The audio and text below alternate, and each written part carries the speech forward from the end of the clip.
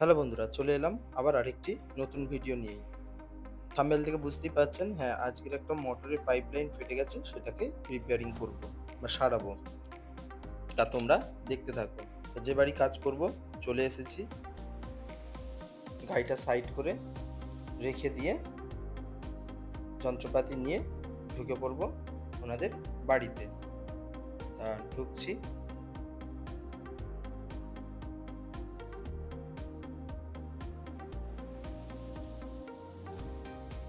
যাচ্ছি, স্লিপ ছিল, বৃষ্টি হচ্ছিল, সেই কারণে একটু স্লিপ ছিল। তা ওই ভিতরটায় আছে মোটরটা, কাজের জায়গাটা একটু পরিষ্কার করে নিই। গাছটাকে সরিয়ে, টপের মধ্যে গাছটা বসানো আছে, সরিয়ে নিয়ে এই মোটরের ঘরটা খুলে নিয়ে এই হচ্ছে মোটর। মোটরটা দেখতেই পাচ্ছেন কি অবস্থায় বসানো আছে। আর ওই যে জায়গাটা হাত দিয়ে দেখাচ্ছে ওই জায়গাটা ফাটা আছে, ওটাই ঠিক করব। আর মোটরের যেসব স্পেয়ার পার্টসগুলো হয় সেগুলো ফিটিং হবে। দেখতেই পাচ্ছেন ওই জল লিক করছে। পুরো মোটরটা কেটে, পাইপগুলো কেটে আমি বার করব মোটরটা বাইরে। ওখানে ফিটিংসগুলো হয় সেইগুলো দেয়নি, আমি করাত নিয়ে কেটে নিচ্ছি পাইপটা। তা তোমরা দেখতে থাকো।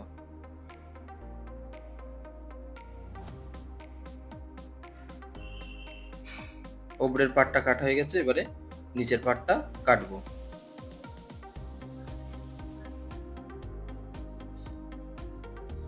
কেটে নিয়ে মোটরটা বাইরে নিয়ে চলে এসেছি। এবারে রেঞ্চ দিয়ে ওপরের ওই পার্টটা, যে পাইপটা আছে ওগুলো খুলে নেব। নিচেরটা যেমন আছে ওটা থাকবে, ওপরের ওই পার্টটাকে পুরো খুলে চেঞ্জ করে দেবো ওই পাইপটা। কেন ওটা চেঞ্জ করা ছাড়া উপায় নেই। এই যে ফাটাটা দেখতে পাচ্ছেন, দেখিয়ে দিলাম, ফাটাটা অনেকটাই ফেটে গেছে।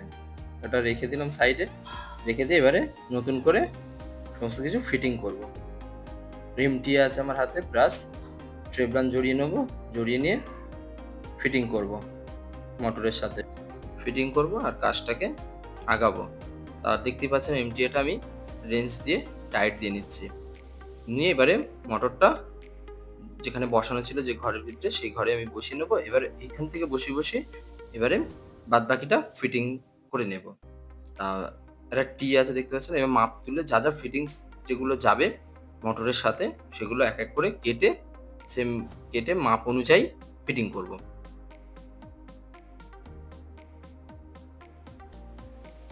আমার হাতে যে এখন যে ফিটিংসটা আছে এটাকে ইউনিয়ন বলে।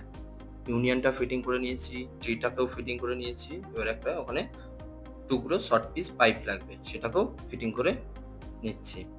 তার আগে ভালো করে আঠা দিয়ে পাইপটাকে ফিটিং করে রেডি করে নিলাম।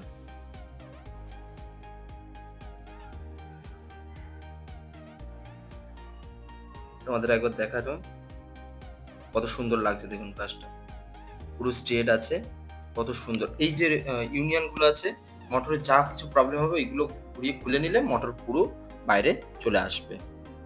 আর না হলে কোনো এগুলো যদি না দেওয়া হয় এরকম সেম কেটে তখন বার করতে হবে পাম্প।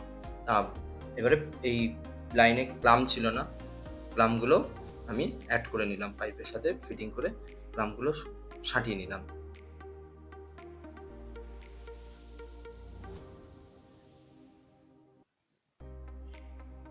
সাঁটিয়ে নেওয়া হয়ে গেলে পাম্পের কাছে যাব, গিয়ে চাবিটা, ওপরে একটা চাবি দিয়ে নেব। যখন মোটরে এয়ার ধরে নেবে, হাওয়া ধরবে, তখনই চাবিটা খুলে দিলে এয়ারটা বার হয়ে যাবে।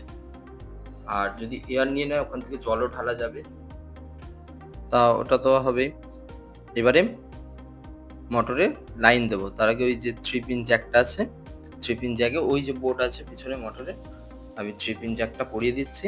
এবার মোটরটা চালাবো। তা তোমরা দেখতে থাকো, মোটর চলবে। হয়ে গেছে, চাবি সব মোটর চলছে, জল উপরে উঠছে কি সেটা দেখছি। ছাদে চলে এলাম। বুঝছি